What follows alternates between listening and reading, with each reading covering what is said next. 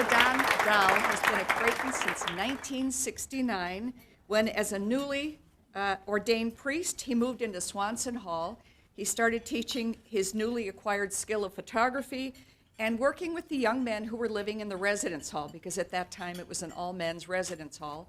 He had a lot of influence on them. Many of them joined the Jesuits, and I'm happy to say one who escaped his influence is the guy I've been married to for 38 years. Over these many decades that Father Don has balanced his work not only as a teacher and a photographer, but in his life as a priest. His work has been featured in National Geographic and 8 of the different Day in the Life of books. He's a professor of journalism and holds the Charles and Mary Hyder Jesuit Chair. On Sunday night, some of his 50 years of photography opened a display that is a special exhibit sponsored by the Asian World Center and Dr. Marang Jiang, which we're happy. Thank you, Marang. It's up through next Tuesday, so if you have time later today or this week, stop by. There's a little catalog for them. They're really wonderful. So thank you to Marang for sponsoring the exhibit. Collaborative Ministry Office is co-sponsoring this luncheon. And now, no more. Let's just turn this over to Father Don Dahl. Help me welcome Father Don Dahl. Thank you.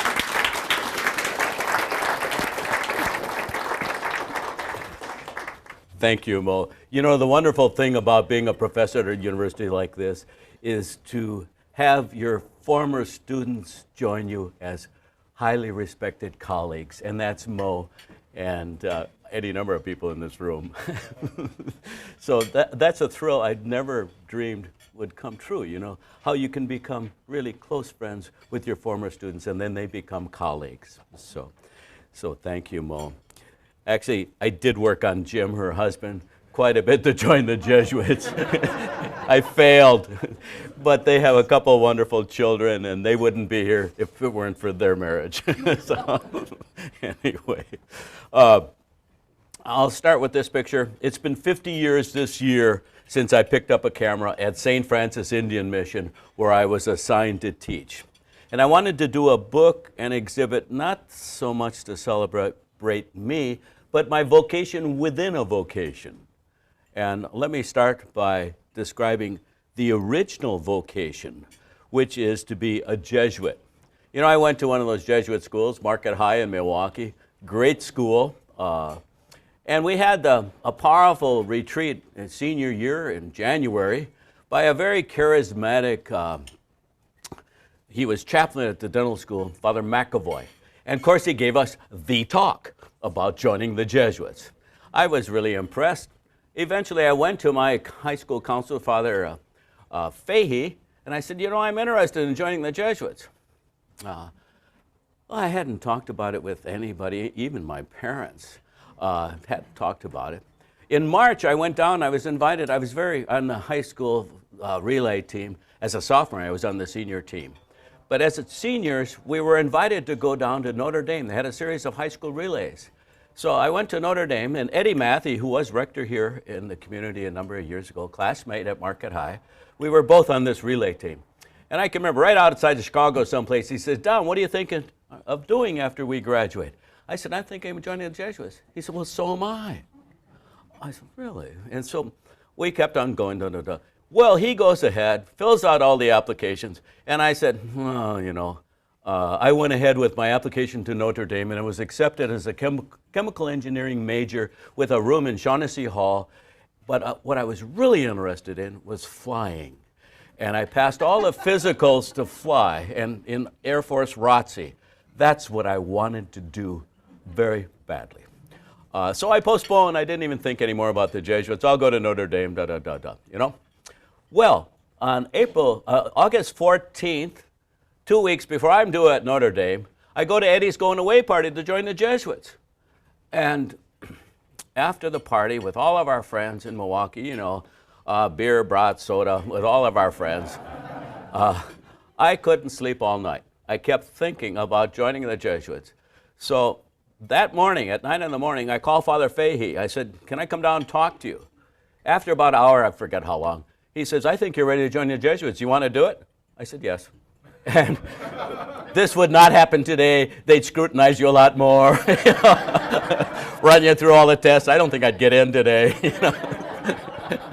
Anyway, so that's where the first call, the first vocation began.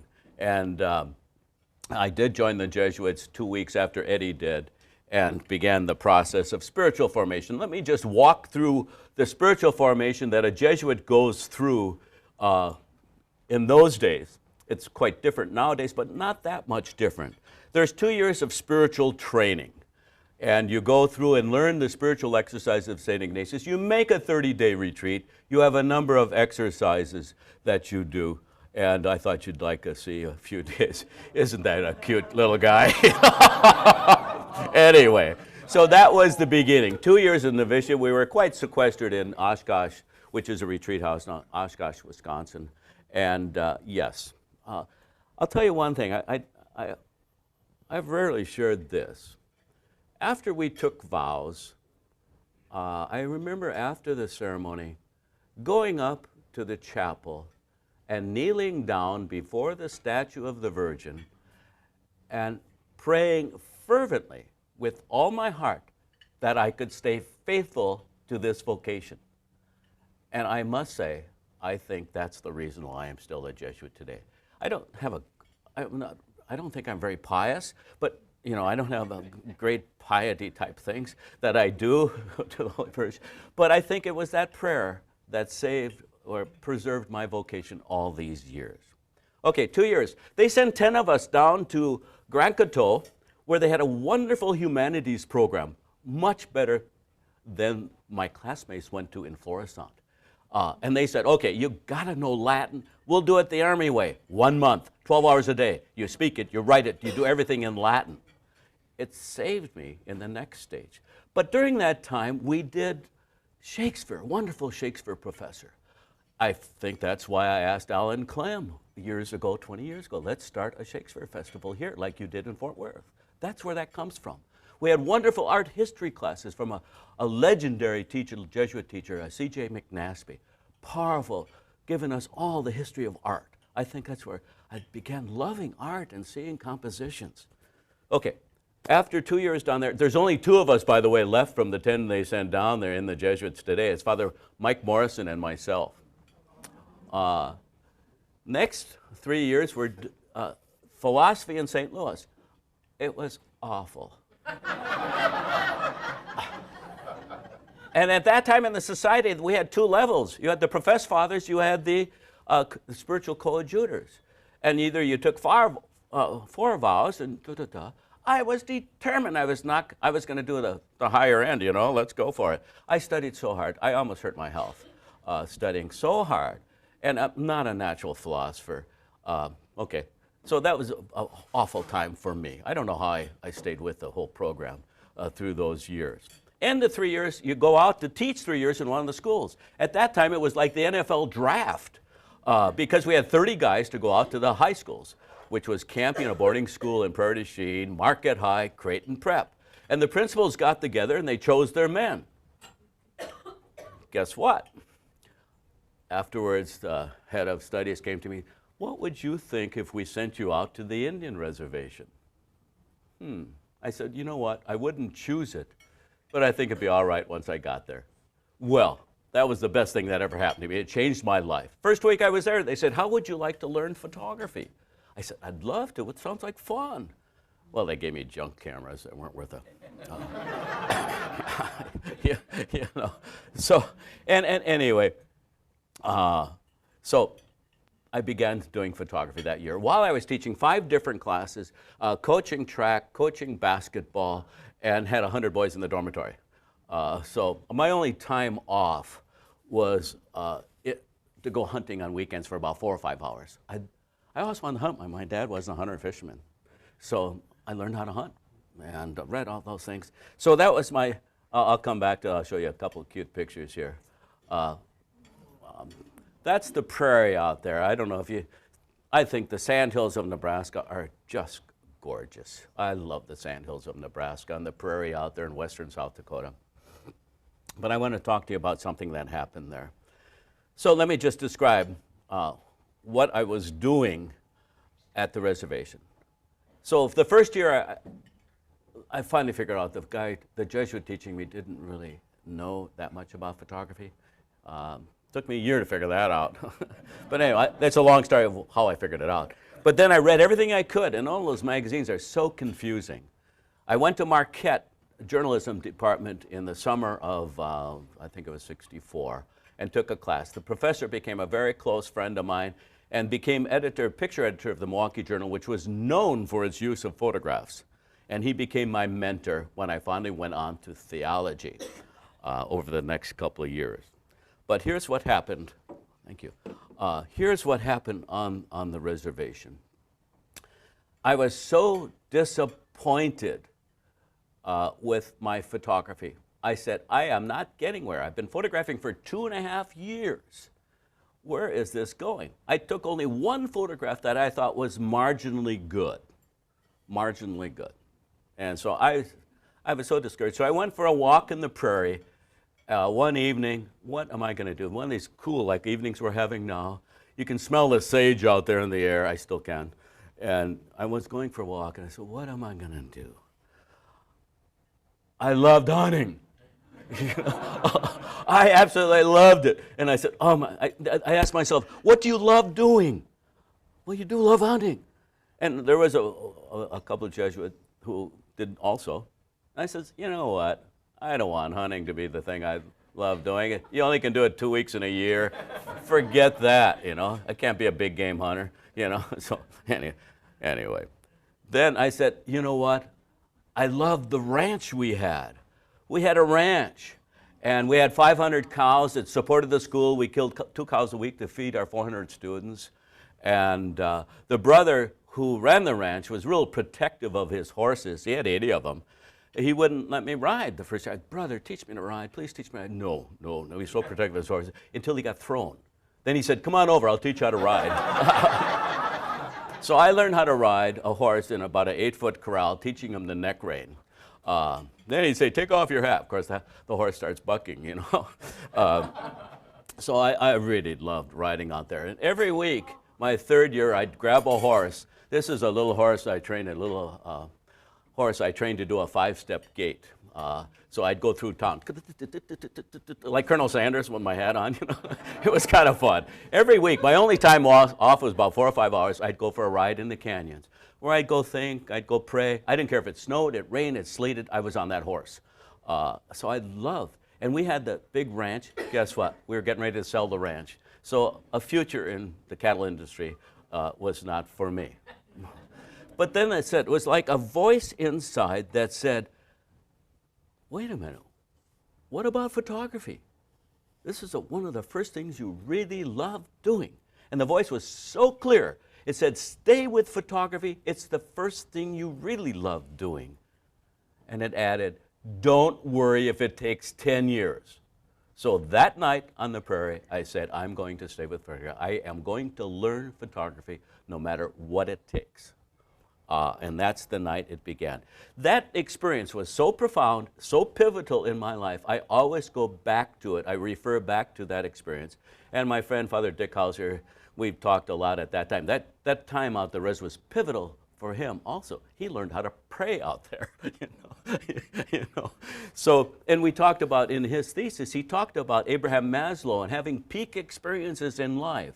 This was one of my peak experiences, which is a reference point. I always go back to that to find out, what should I be doing? I look to hear that voice. Now, let me just add something I've learned. I didn't have the language at that time.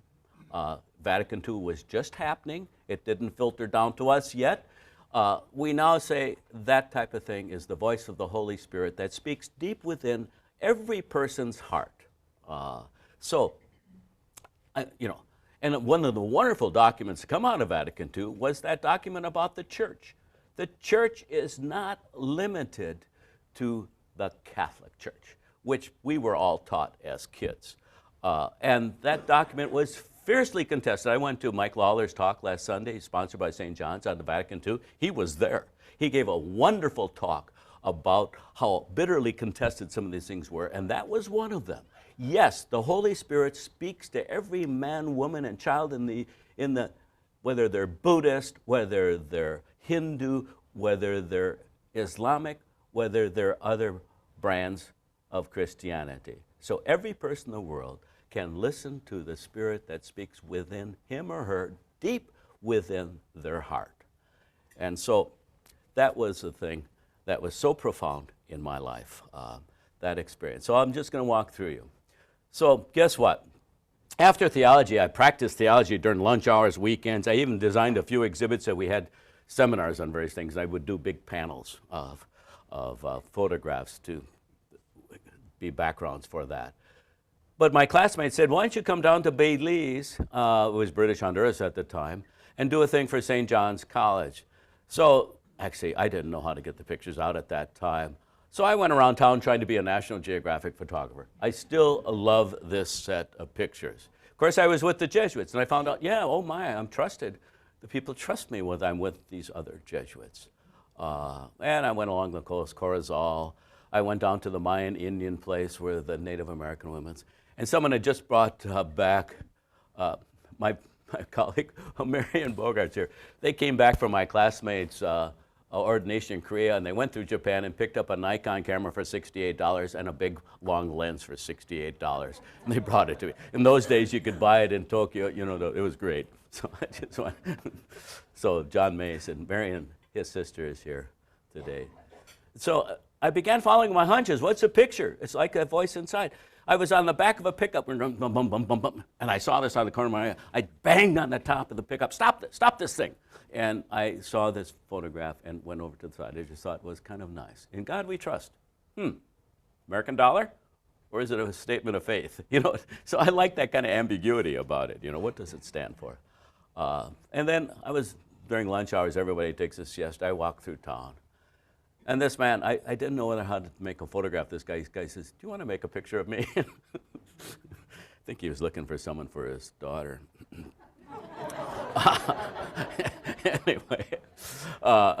Anyway, and I love making compositions like this, where you have the squares, the circles, and the men, and the two I'd like to do more of this again. Just play with the camera, having fun seeing. So anyway, I love that set of pictures. Okay, I got a job at Creighton University. A number of us came up to Creighton on 22 different weekends to give retreats that were mandatory attendance for med students, for lawyers, for pharmacy, for the nurses, for undergrads. Mandatory. You had to show your card that you were there. Well, of course, people resented that. We kind of won them over by taking popular songs. And anyway, 22, we got to like Creighton University. One weekend, Luber says, do you want to have an exhibit here? I said, oh, you know, I haven't anything that good. I call him back 3 days later. Maybe I can find 15 pictures we'd show. Anyway, I had an exhibit. I'd be embarrassed to show you. It's what every beginning photographer does, you know, composition. Like, oh, my God. Anyway, so we got to love Creighton University, and then things opened up in the society. It was a very different time. So I didn't have a job.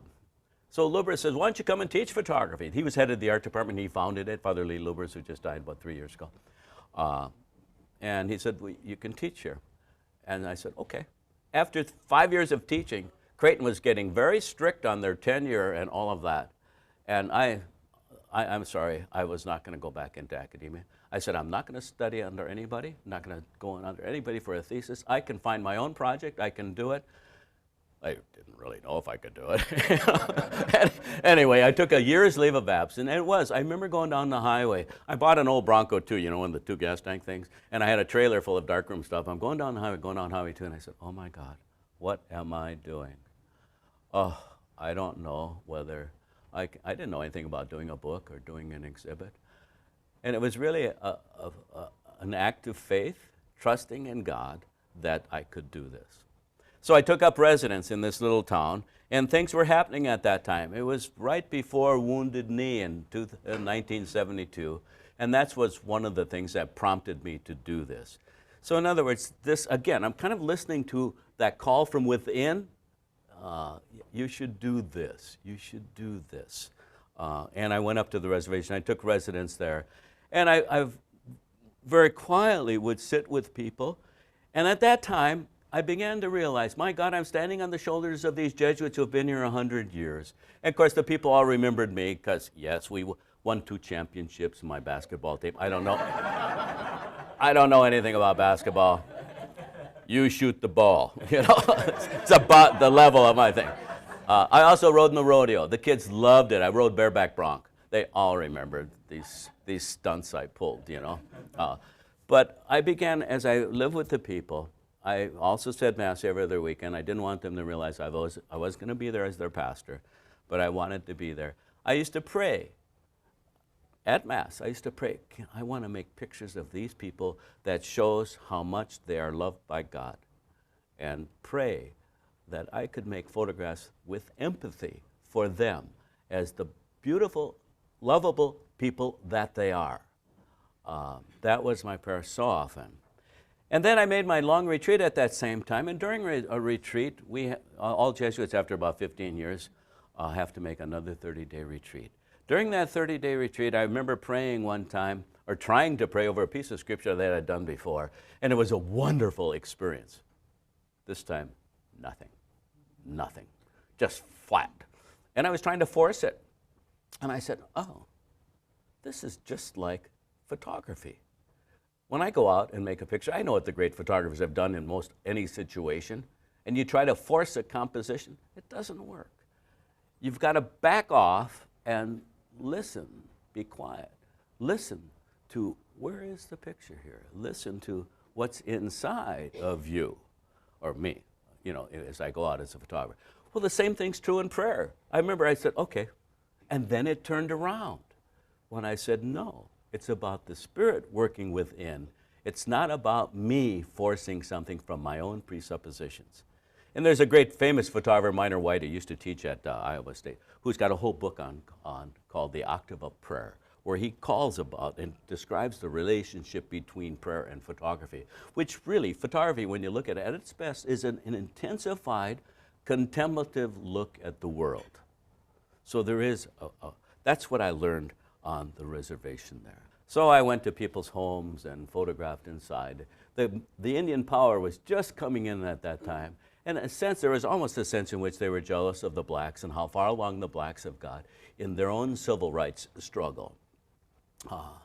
And of course, everyone falls in love with the kids there, and they still ride their horses all over the place.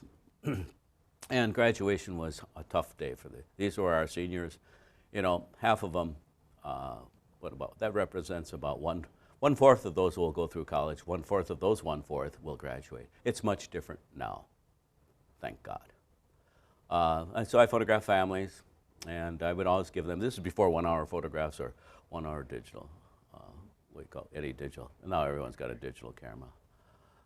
Orville was a dear friend, kills in sight. He died of cirrhosis of the liver. And so many of my friends from that period have died. And this is Victor Makes Room for Them. He too died of drinking. So this was a grand old man, Abraham, kills in sight. I worked up the courage. I said, Abraham, what was your prayer when you go out there to the cemetery? The winds are so powerful that they blew down the wood, but the corpse still stayed hanging. He said, you know, I pray for all of the people. And it's a very Lakota prayer. I pray for all of the people that they may have life. So even before I was finished, I remember thinking, what am I going to do next? I hadn't even finished.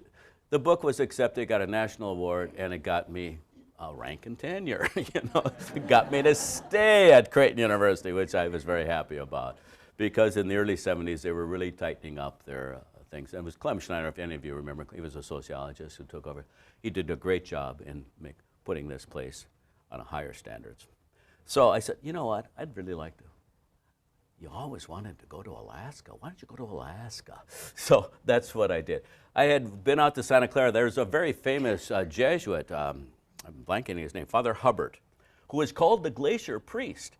He went around the United States giving slide lectures in the late 30s. He was even photographed in National Geographic magazine with a Graflex camera, and he was so popular.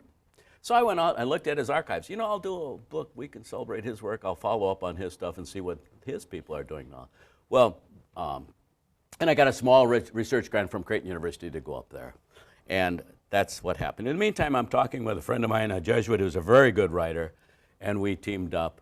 And after I got that award from Crying for a Vision, the editor of the National Geographic said, well, would you like a contract from us on your project in Alaska? I said, oh, do I have to work in color?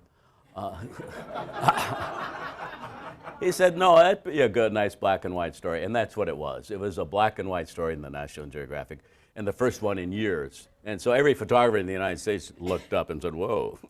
So it was fun. Again, I had to have a hunting picture, and I went out seal hunting with the boys one day. We're about 30 miles out into the Bering Sea.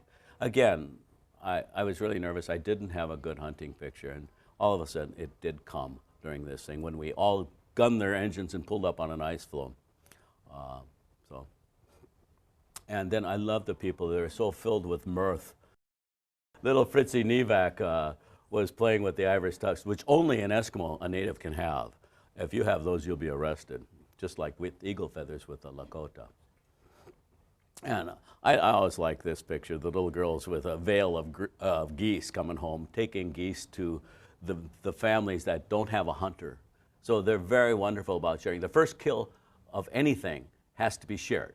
Fish, walrus, seal is always taken and spread out in people who don't have a hunter in their family anymore. So I really I'd love to go back there. This is how the town raised their money for the town council, by playing bingo. And the Geographic loved this picture to show the sense of space up there.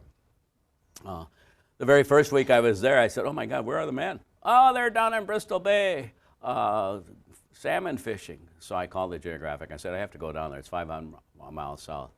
These guys have accountants, and they have these boats that can hold about 15, 20 tons of fish. They have accountants to handle. There was a very wise BIA, Bureau of Indian Affairs agent, that said, these guys are natural fishermen. Let's have them get these licenses. Their licenses, back when I did this, were worth $250,000. So they can support their families up there in the winter time. Anyway, so that's going to school about 10 in the morning in February when it's getting a bit lighter. Get about 2.5 hours of light, 3 hours. Sun comes up about 11. Anyway, so, and the Geographic likes this type of picture where it's layered. Kids are doing something that's identifiable around the world maybe, and then, oh, it is a hunting society. This is in the living room of the mayor. So that was really nice to have that as a success. But right before I left, for the half year before I left for Alaska, was probably the largest tragedy in my life, is we found out that my mother had brain cancer. And she had 2 walnut-sized cancer in the back of her head. We had a kind of a cowboy of a surgeon who wanted to operate. That's her, on her 70th birthday. I had gone home for my dad's 70th birthday 2 years earlier because he never thought he'd live to 70. He had something in his head. He was going to die like his dad at 63. I don't know why old people think these type of things, but he did. So I said, okay, I'll go home to celebrate your 70th birthday in, when was it? Whenever it was, in April. This was in September. So 2 years later, I said, okay, I did it for Dad. I'll go home for Mom's 70th birthday. And she let me make a photograph of her, which she never did. She wouldn't allow me to make pictures of her. She thought she was very homely, that Dad was the handsome one in the family. So she let me make the picture. I was flying home from Green Bay. They had a direct flight, basically, then. And I had this ominous feeling, like this is the calm before the storm. I don't know why I felt that. This is September. In November, my sister, who lives near them, called and said, we just found out she got lost in her car. She'd be driving, she'd go to Baker's or the supermarket, and she didn't know how she got there or why she was there. And so it's beginning to affect her memory and where she was. So that was at Thanksgiving. At Christmas, I went home and I began photographing. To me, this is a woman looking across that chasm that is death. So I photographed our family. They had been used to me photographing them. I'd practiced on them for 20 years, 30 years. But in the meantime, Tim Dickel's wife, Gail, says to me, Tim thinks it'd be a good idea if you photograph the birth of our new child, because they tried to do their first daughter, Sarah, and doing Lamaze. It's pretty hard to photograph, you know. So I said to Gail, he said, Gail, Yeah, I know this is Tim's idea, but what do you think? You know? So I invited myself over for dinner. I said, let's talk about it. And we're a little bit premature here, so I don't show you any of those pictures. There's the birth of their son. Tad, he's only about an hour old here with Tim holding his hand there. And then, of course, I was due to go photograph the home visit when they brought Tad home. Of course, he's president of a high school in Columbus, Ohio now. It's wonderful how these little turkeys grow up. Anyway, and so here we're doing the Polaroid picture to show Sarah. Now, I was due the next day to go home with Sarah and Tad to the home and photograph the arrival home siblings. But I was called home to Wisconsin. My mother was now dying in a real hospice. We did home hospice the first 2.5 months. The last were spent in one of the first hospices in Wisconsin. And so that was this picture. I call this section Go in Peace because, again, I told my sister who was here to see this exhibit this last weekend, I said, Susie, you were the one inspired by the Holy Spirit. Because we'd always ask Mother, Mother, do you want to pray? And she'd always say, yes. And it was so funny. My sister would say, Mother, nothing. Mother, nothing. I'd say, Mother. She'd say, yes. We still tease about that. Anyway, so we'd pray, Dad would lead her in the Our Father and Psalm 23, there's nothing I shall fear. And after this particularly prayer session, Susie, who's on the left there, leans over and gives Mother a big hug and said, Mother, go in peace. And I said, oh my God, that's exactly what we should do. So I said to my dad and my sister here, I said, let's do that. So we all gave her a big hug, and you can leave us now. And we did that. We were so relieved. We went out and got a 6-pack and some pastrami sandwiches and had a picnic in her room, you know, in our hospice room. So, and it was so profound. It really, again, it affected. I thought my dad wouldn't live another 6 months. Well, he lived another 14, 15 years. And he quit his job at 84. He said I shouldn't have quit that job. Anyway, so, but when he had a stroke, not unlike Nixon, he had a stroke, and he drove home with a stroke, drove home. He was only about 4 blocks away from his home. They knew right away he had a stroke, and the hospital was a couple blocks away. And you know what? He did not want to live. We went home. In fact, I wasn't even going to go home at first. I thought my sisters can handle that. Well, John Lawrence was here. Don, you got to go home. You're right, I do. So I went home. And it was so clear after a day, he kept feeling his limp arm. He did not want to live. So he just kind of folded up his tent, as it were, and in the next day and a half, he died. I was privileged to be with both my parents when they died. And we too did the same thing with him. Okay, Dad, you want to go? You can go. You have our permission. So I think that's what's key in hospice type things. To me, that whole event, those 3 or 4 months were profound in my own spiritual life because I really saw when we didn't know what we were going to do next, that the Holy Spirit is truly with you to help you make decisions. And we did. So I gave the homily. A lot of priests don't like to preach at their parents' funeral. I preached at both of my parents. I just talked about how really this was a script written by the Holy Spirit. That I actually tried to tape my thing and the tape recorder didn't work. I wish I had that, how I talked about the Holy Spirit working in our lives. I'll tell you one thing, how characters were developed. It was like a play. Susie said, you know what, before Mother, I was always afraid to die. I am no longer afraid to die. Wow, what a great gift a mother gives her child in that. So it was quite beautiful in a sense. So here's my dad saying what he thinks is his final goodbye. Yes, now you might ask, how do I photograph in that? Because they've been so used to being photographed.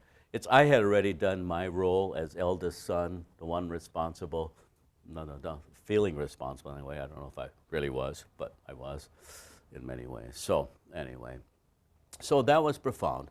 So now I go to Alaska to work on the Yupik story with the Eskimos, and I'm developing the pictures, and the tears are streaming down my eyes. And that's where I really began to grieve. And that's how I grieved, was printing the pictures. I came back from Alaska that summer. I stopped to see my father in Milwaukee. And I said, Dad, I think we have a really powerful story to share here, to share with others how the Holy Spirit really worked with our family to be with us as we went through this trauma of mother dying, your wife dying, my mother. Well, he wasn't very comfortable with it. Okay, this is a low blow. I said, I think mother would approve. Isn't that bad? At that point, he said, okay. I said, okay. My younger sister, Susie, understood from the beginning. My other sister, Judy, cannot look at these pictures. She won't look at them. So it was a big thing. I wanted to put one picture of her in the book. I had to call her. I said, Judy, I would like to use this picture. It's profound how you are there with mother on her deathbed. It's a profound photograph. It's a powerful photograph. Can I use it? And she said, yes. Afterwards, she said, would you have used it if I said no? I said, absolutely not. Anyway, so let me describe one thing. I'm going to describe one other thing. I had a failure at this point in my life. I was chairman of the Fine and Performing Arts Department. I think I had a one-course reduction. I was teaching full-time. And I was asked by the Geographic to do a story on the Sioux Indians across the whole Sioux country, 5 states in Canada. And I tried to do it on my Thanksgiving holidays and my Christmas vacations and spring and fall breaks. Run up to the reservation, try to get these things arranged. And by the way, in Indian country, things don't happen on an exact timetable. When you want them to happen, you have to go with the flow a little bit more. Is that right, Tammy? So you have to go with the flow. And oh my gosh, we did lay it out. It went to layout. It was all laid out. I worked with a very famous writer who was supposed to write a 5,000 word article. He wrote 15,000 words. He was used to writing books. And there were other complications I won't go into. They killed the story. The editor asked me to go back and take some happier pictures. I refused. I said, I'm sorry, I'm burnt out. They sent a friend of mine, very good friend of mine. We talk every other week. He's the one who got me into all this big printing stuff. He didn't come back with happy enough pictures. By the way, the article I just ran in the National Geographic, I think is wonderfully done for some of the pictures. He got closer to the people. It's been over a 5, 6, 7 year period that he did that. So I was crushed. They killed the story. It ended on a wonderful note, the people's return to spirituality, which has been happening, which was so different from my original project, which I thought was kind of a sad series. So I was crushed. So what comes along? I get invited to participate in the Day in the Life of America in now 8 of these different projects. And this kind of restored my confidence. I went up to Red Cloud. I said, my dateline will be Pine Ridge. I'll go to Wounded Knee and do something on Wounded Knee. Now, here's how I work. I was so nervous. 200 of the best photographers, 100 American photographers, 100 American photographers, and you only get in on editorial merit.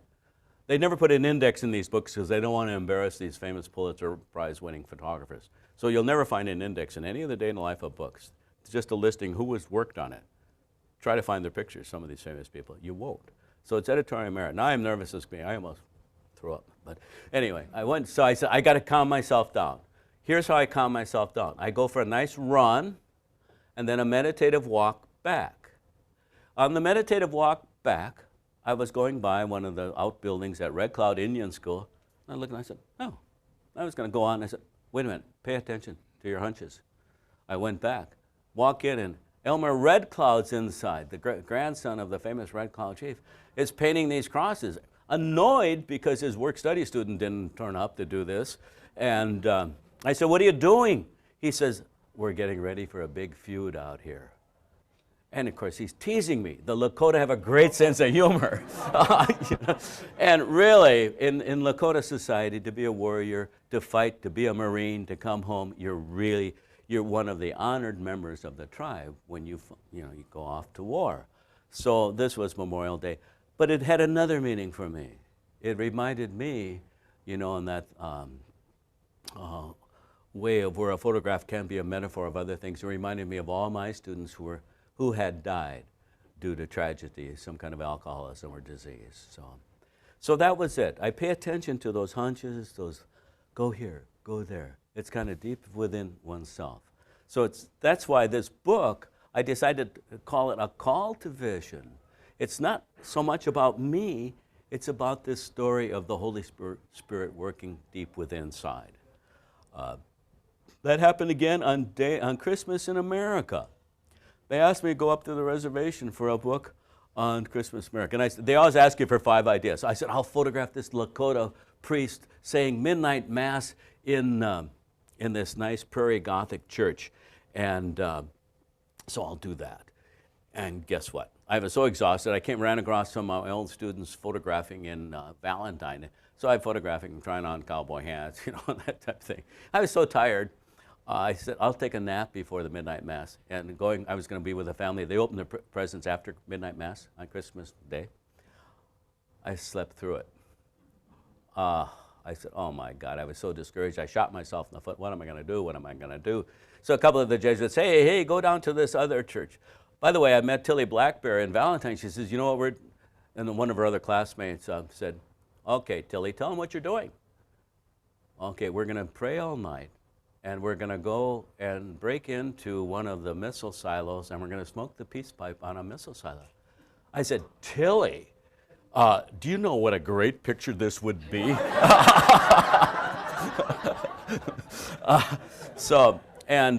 They went praying all night, and she says, I have to ask the medicine man. So at 6 a.m., I'm up. It's 35 below. Honestly, it was the coldest day of the year. I'm driving my truck. I'm sitting in my truck outside her house. She's not home yet from the prayer service. I said, Tilly, what did she say? She said, well, the medicine man won't let you take pictures of the peace pipe on the missile silo. I said, oh, that's wonderful. Oh, Tilly, I'm really disappointed. Guess what? We were going to drive 170 miles to the thing. I said, you know what? I'll pray for you from here.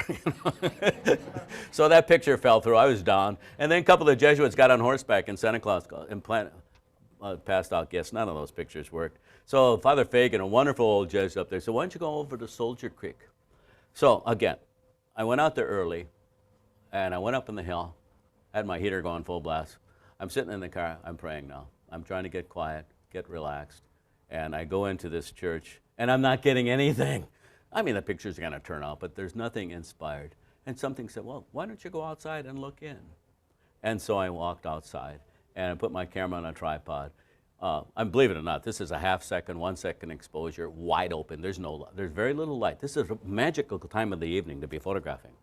So Murda's Walking Eagle attending Sunday evening Mass, age 14. So I sent it off. It was film in those days. Cover. This is your cover. This is your cover of your book, Christmas in America. They told me later, well, we considered it, but it was just too Christian. Isn't that great? Anyway, so I was in Alaska when they asked me to participate in Day in the Life of Cal, and I always try to do something related to the church, to get the church in here somehow. So I went to San Juan Capistrano and photographed them and the migrant workers in the back. I was invited to Day in the Life of Ireland after Day in the Life of Italy, and these kids, this woman adopted a 5th kid. She had 14. I said, who milks the cow? She says, oh, the older boys too, you know. The little ones just squirt one another. I said, isn't that fun? And this is closer to home. They had a book called America at Home. And this is up on the Omaha Reservation near Winnebago. And this is my buddy, Father Dave Korth, with whom I do those calendars for St. Augustine's Indian Mission, going into the sweat lodge. So the guy's got it. He says, I get my own chapel at home.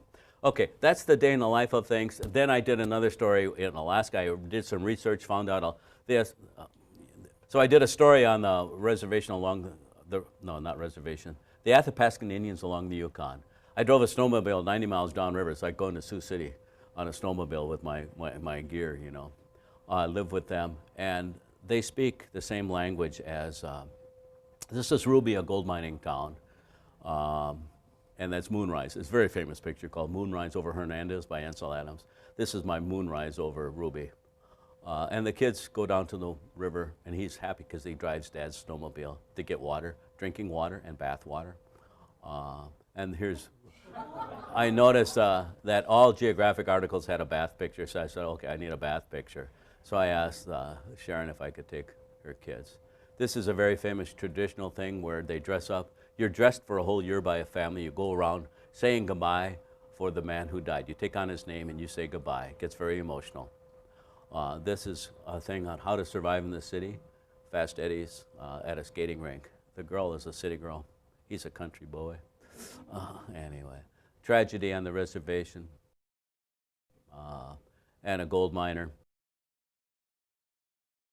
And I got to drive 90 miles over to Selawik Hot Springs, where the Eskimos and the Indians share hot springs above the Arctic Circle. We went through a caribou herd. On the way back, he shot one, long way off, about 400 yards, with iron sights, no telescope or anything. He said, "Do you want another one?" "No, we got enough at home," the wife says. This is some bootleggers, an awful problem. It's outlawed. Booze is outlawed in every town. It's a $500 fine to have a can of beer or any booze in most Indian villages in Alaska. This is after the sun sets. You know, this is a midnight baseball game. You know, when you have almost, 23 hours of light during the summertime on the 22nd.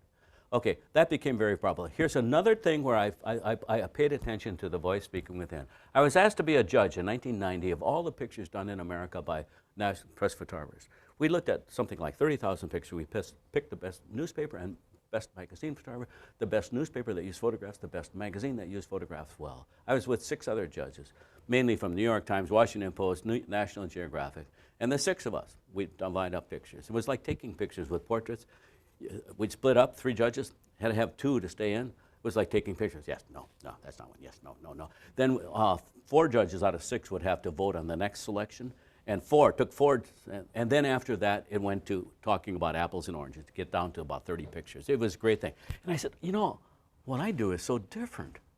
Oh, I understand why they gave me awards, before. And that became, you should be doing something. What should I be doing? Why don't you go back to the Sioux Lakota people and work like this? Work like Brian Lanker did with a book called I Dream World, Portraits of 75 Black Women Who Changed America. Do that with the Native Americans.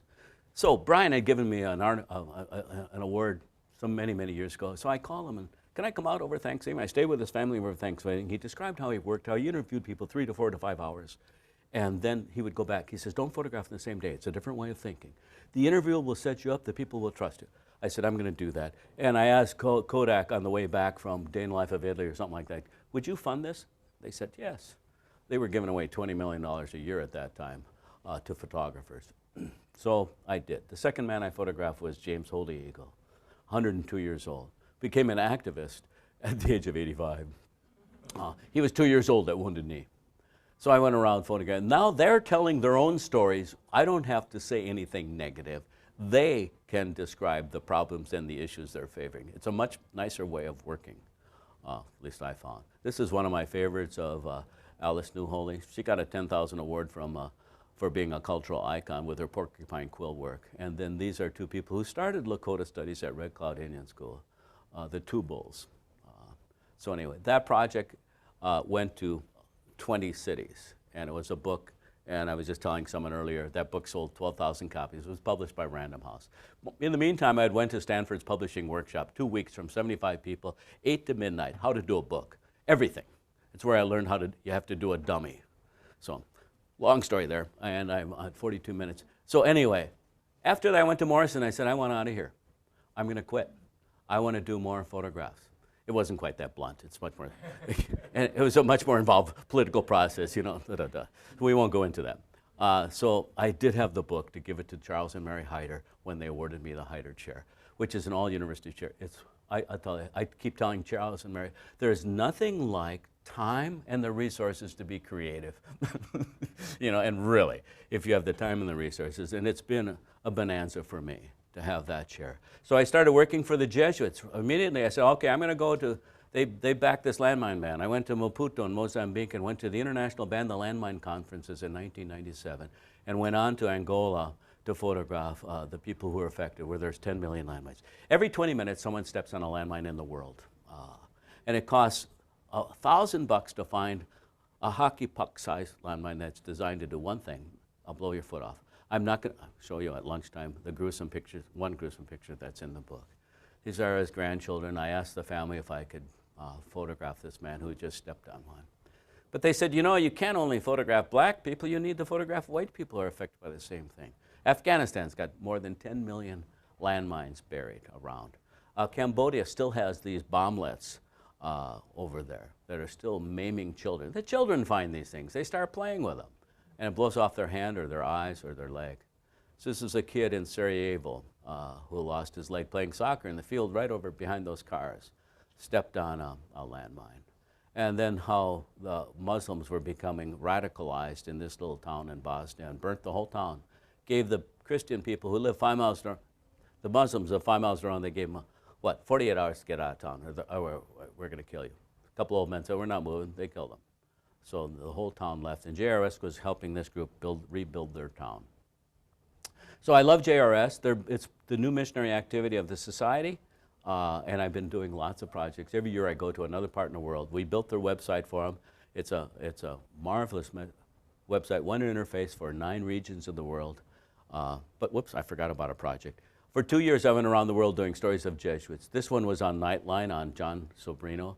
We had the whole, Ted Koppel's whole program for that thing. And then this is another one that was going to be on Nightline. The last 18 years I've been doing the calendars for Red Cloud Indian School. This is 2013. And I did formalize the process of praying. Before the group that's helping me do this, we get on the altar and we'll stand in the circle and we'll pray that I can make photographs that show how beautiful these children are and how precious they are in the eyes of God and how precious they should feel, how good they should feel about their own identities and take on and be proud of being Native American. And sometimes if you're ready, these are just little moments that photographers take advantage sometimes when people aren't ready to be photographed. We did the book, I had 25 picked out. These are some of my favorites. I'm happy about this because their parents and grandparents love these calendars and are very happy with them. Here's some, I'll just show you very quickly the first project I did for Jesuit refugees. I was supposed to go to Rwanda, and they said, don't come, we have enough photographers, go to the next hotspot, go to Sri Lanka. So I did. It was awful. And then I started doing, what are the Jesuits doing to help tsunami victims? Went over there. They were doing art therapy for the kids to help them process their grief. And this is a wonderful Jesuit, blessing the sea. He helped them get 100 of those canoes and 100 new houses. Jesuit institutions from around the world poured millions in there to help them. I went to a lava field where 100,000 people in the Congo, and the Jesuits mainly helped the schools there by training the teachers teach, and that's the big thing. Here's a refugee camp with 60,000 people in them. And this girl had her eyes, ears, and nose cut off and said, you're pregnant, we have no use for you, when she was captured by the child soldiers who had been, 10, 11, 12 years old. I could tell you whole stories about that. A lot of the schools have these peace education tables that help the different tribes get along with one another by talking it out. This is just a class for the older people who don't know how to read and write. Okay, this is my favorite project. I went to Indonesia in Aceh, and the Jesuits there have JRSs there, and they're helping the people. They gave them these $1,600 tractors. They can plant their rice fields, and the local imam is blessing the tractors in front of the mosque. I love this one too because they're helping, and to me this is a symbol, a paradigm for the world, what religion should be doing with it. JRS has 40 people on their staff, 8 are Christian. And they're helping them build a mosque here just south of Aceh. To me, that's what religion should be doing with one another. And then I went to the Middle East a year ago. This is in Turkey. Former Arafat guard converted to Christianity, against the law to baptize anybody, but they did it secretly in Turkey. And this was in Aleppo, which is being so torn up now. This is a year and a half ago. In Aleppo, this nun greeting this Syrian mother on the Syrian Mother's Day. It's kind of a symbol. To me, I did this at the end of some very tough pictures in the book to say, hey, this is the solution. We have to reach out to one another. Well, and here they just discovered these children. I love this gal. This is back in Turkey. And one thing about the Jesuit, I don't know if you've ever been to Rome, been behind the Jesuit. The Jesuits have a soup kitchen there, and they feed, almost 500 to 600 people a day. Most of these people are undocumented. They don't want their pictures taken. And they didn't tell me they attacked an Italian photographer the year before, and they beat him up pretty severely. Because these people are undocumented, they don't want to be caught, and so in the basement they feed it. I'm proud of it because in Ignatius, Ignatius's day, right near this site, he fed 300 people a day, right near this thing. So the Jesuits continue that wonderful outreach. Another wonderful Jesuit builds homes, these bamboo homes, and in Guayaquil. He's a lovely man, builds these houses. He builds, I don't know how many a day. This is Ecuador on the coast. helping these families. Okay, I love this guy too. He runs 35 schools, the Fe y Alegría, faith and joy schools in Colombia. And I'll just end with one picture and one reflection. Alan Clem asked me a couple of years, would you have a student who would photograph along the Lewis and Clark Trail? Because we're doing this play, I'm writing this original play. If you remember this thing, Alan Clem did a brilliant job. I said, student, I think I'd like to do that. So I drove along the trail and, was a wonderful trip. I made a rule. I wouldn't go more than 250 miles a day. I'd camp out, and I'd be up at the rise when the light is beautiful and the end of the day when the sun is gorgeous. This was a wonderful time. And it's really, every year I do a final annual retreat, and I reflect on the blessings of the year for a few days. Then I reflect on the failings. Then I reflect on where is God calling me as a Jesuit, as a priest, as a professor, and as a photographer. And I think that makes the difference. Often I'm asked if being a priest affects my photography. My answer is always, yes, it has everything to do with it. For me, it's hard to separate out the creative process of seeing from prayer. Both can be contemplative acts. And both involve an openness to the Spirit, a willingness to let go of one's presuppositions and go at the hunches and intuitions that arise deep within one's heart, where I believe the Spirit speaks within each of us. So I'm so grateful for my life as a Jesuit. I thank God for my vocation, my Jesuit brothers, and in the way in which the spiritual exercise of Ignatius helped me find my pathway to God and discover my vocation within a vocation. So I thank you for all of your support of the Jesuits here. 51 minutes, oh my God. Do you have a favorite photograph? Well, the one that's on the cover is a big favorite of mine.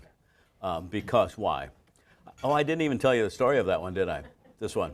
This is one of my favorite photographs. It's on the cover of the book. I was walking with a Jesuit anthropologist. A whole project for JRS fell through in Nepal because I was going to photograph the Bhutanese refugees there, but the Maoists rose up in the countryside. They killed 200 policemen one weekend, 200 another weekend. Okay, we were going to drive in.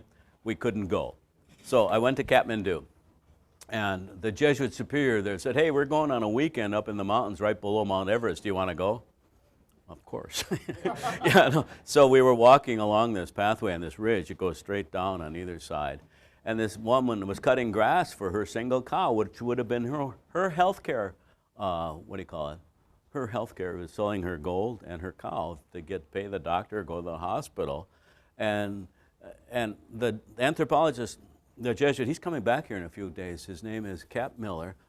About my age, been there his whole life for 50 years. And he wrote books. He knew the local languages. He was speaking to her in the local language. I don't even know the name of it.